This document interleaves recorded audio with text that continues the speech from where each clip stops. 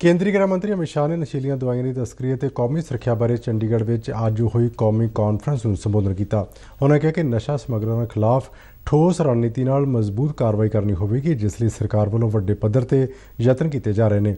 अमित शाह ने कहा कि NCB वालों नशीलियां वस्तां खिलाफ की जा रही कार्रवाई के ढुकवें नतीजे सामने आए हैं।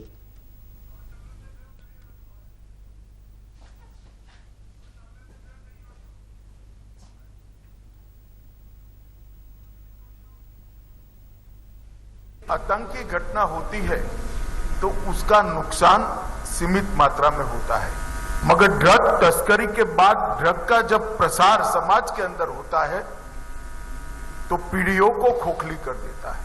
वो दीमक की तरह हमारे समाज और देश की जड़ों को खोखले करने का काम करता है और ये सामाजिक रूप से भी बहुत महत्वपूर्ण है। देश के अर्थतंत्र को खोखला बनाने की जो प्रयास कर रहे हैं उनको विफल करने की दृष्टि से भी बहुत महत्वपूर्ण है और देश की सुरक्षा की दृष्टि से भी बहुत महत्वपूर्ण, क्योंकि ड्रग के कारोबार से जो डर्टी मनी जनरेट होता है वो डर्टी मनी अंततोगत्वा देश विरोधी प्रवृत्तियों में उपयोग में आता है।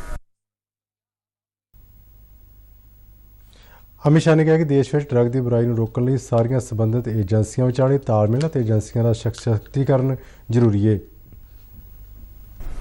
सभी नार्को एजेंसियों का सशक्तिकरण और समन्वय, सभी नार्कोटिक्स के खिलाफ लड़ने वाली एजेंसियां चाहे स्टेट की हो, सेंटर की हो या किसी और डिपार्टमेंट की, उसका सशक्तिकरण करना बहुत जरूरी है। दुनिया भर की बेस्ट प्रैक्टिसेस, बेस्ट अच्छे से अच्छे इंस्ट्रूमेंट और अच्छे से अच्छी इनके लिए सुविधाएं उपलब्ध कराना और विस्तृत जागरूकता अभियान और नशा मुक्ति, ये 3 मोर्चों पर हमने लड़ाई को डिवाइड की है और ये तीनों मोर्चों पर हम तेज गति से काम कर रहे हैं।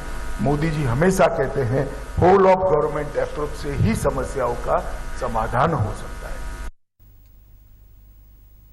अपनी किस्म की इस पहली कॉन्फ्रेंस में देश के गृह मंत्री, वक्-वक् सूबे के मुख्य मंत्री और ड्रग्स एनफोर्समेंट एजेंसी इक्को मंच पर मौजूद रहे।